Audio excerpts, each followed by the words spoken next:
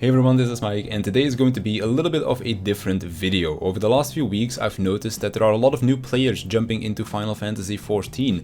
Whether you're curious about the whole play the critically acclaimed MMO Final Fantasy XIV now with free trial up till Heavensward meme is all about, if you're a World of Warcraft player trying out something new, or if you're just someone that stumbled across the game and were interested in trying it out, I've just noticed that there's a fair amount of new players jumping in. So today I want to talk about the game in general. How is the new player experience? What does the game have to offer in terms of content?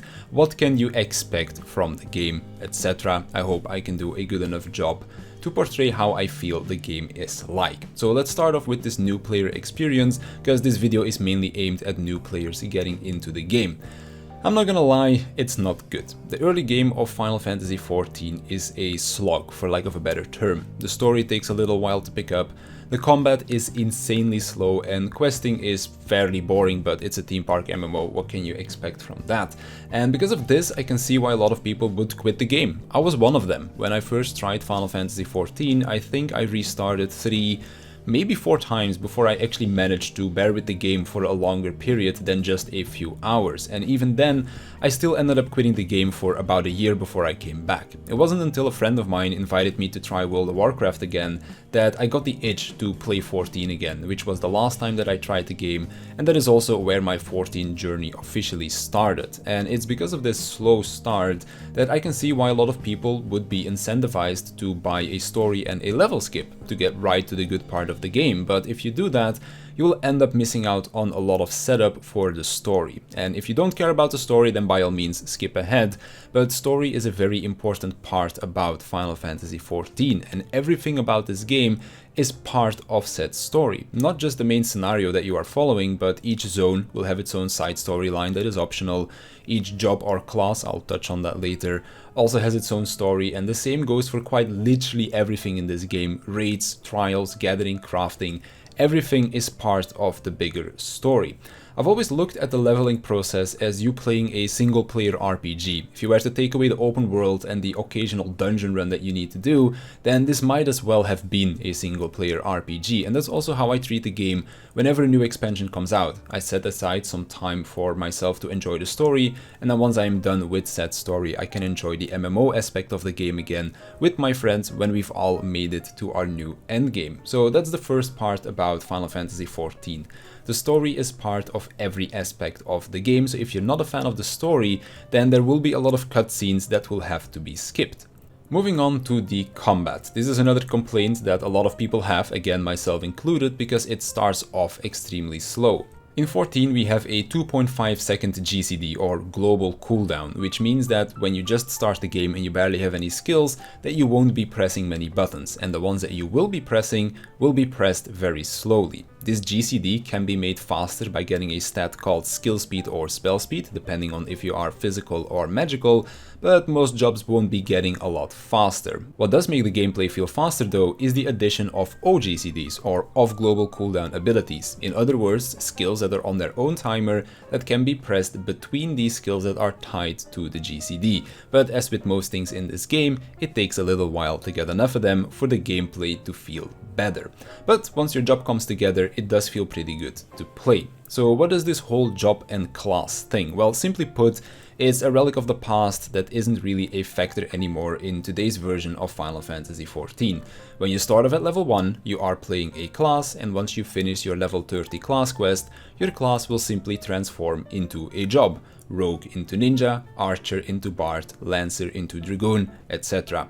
It's at this point though that you will start to feel the job identity a lot more. Dragoon starts getting access to their jump skills, which is their signature move, Ninja gets access to their ninjutsus, and the same goes for all the other jobs. So when looking at the combat, level 30 is where it starts to feel better. Not good just yet, but better. Every time a new expansion comes out, we get new skills for our jobs, and to prevent too much button bloat, some older, less relevant skills end up being removed from the job, which only adds to this slower early game. And that's also why your job will feel a lot different once you reach the higher levels of the game as well. So just like how the story takes a little while to get going, the combat also takes quite some time to start feeling good.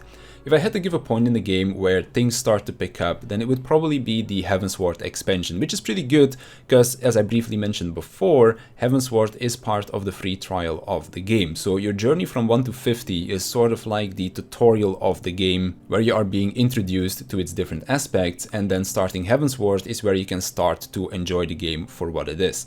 I know that this is a lot of time that needs to be invested to get to that point, but if you're willing to invest the time, then you will also be rewarded for it.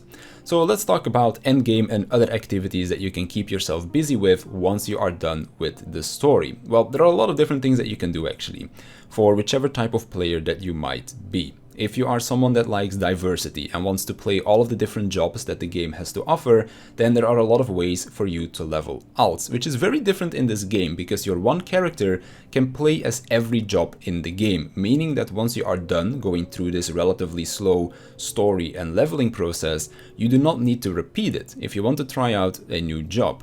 Instead, there are alternative ways for you to level. Roulettes are a daily activity that, depending on which roulette you choose, will grant different amounts of experience. You can simply grind dungeons or deep dungeons, or for example the Boja zones that were added in Shadowbringers, if you just want to level as fast as possible. There's hunts, fates, daily beast tribe quests, and a couple of other things that you can do. There are just a lot of ways for you to level alt jobs in this game, and to make it even better, a lot of the gear is shared between jobs as well. For example, all of our tanks share their gear with the exception of the weapon, but the weapon is unique to each class. So once you acquire your gear, you can easily switch between the 4 tanks without having to worry about needing to get another different set of gear for all of them. And similar things apply to the other roles as well. And this is my favorite aspect of the game, getting all of the jobs to this level cap so that I can switch around and play whichever job I feel like playing for my day-to-day activities.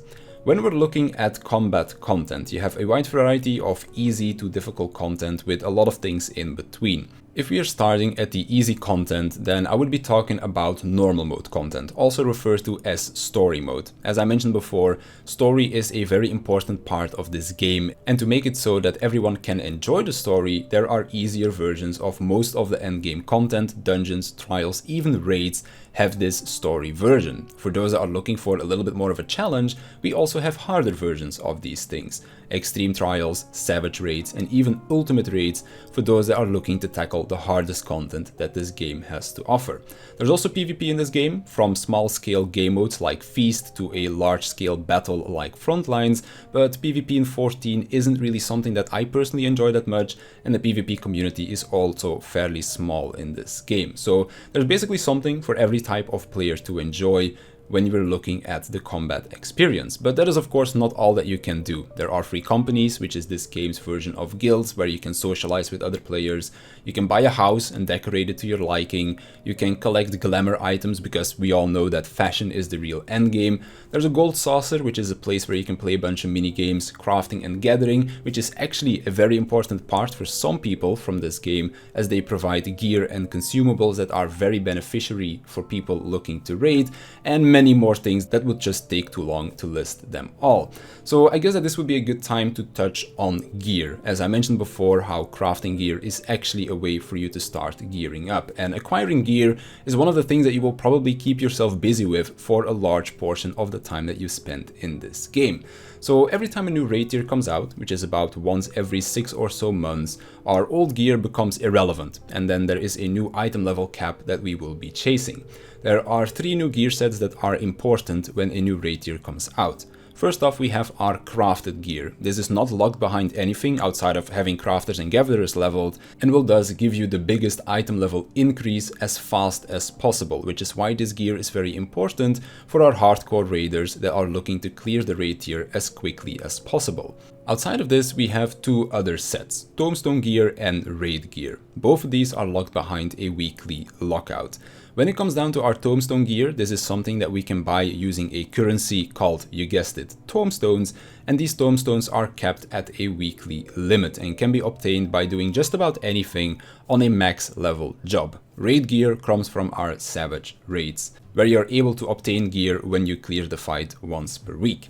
In terms of power level of these different sets, the crafted gear is the weakest, then comes the tombstone gear, and then comes our savage raid gear. But the tombstone gear is able to be upgraded to be at the same item level as the raid gear, but these upgrade items come from the raid itself. Again, 1 chance at loot per week. But in the patch that follows a new raid tier, which is about 3 or so months later, there will be a 24-man raid added to the game that will allow you to also get these upgrade items for your tombstone gear, and hunting will also be another way that you can buy this upgrade item. So if you're doing savage raids, then you will be able to obtain the strongest gear in the game fairly quickly after it is added.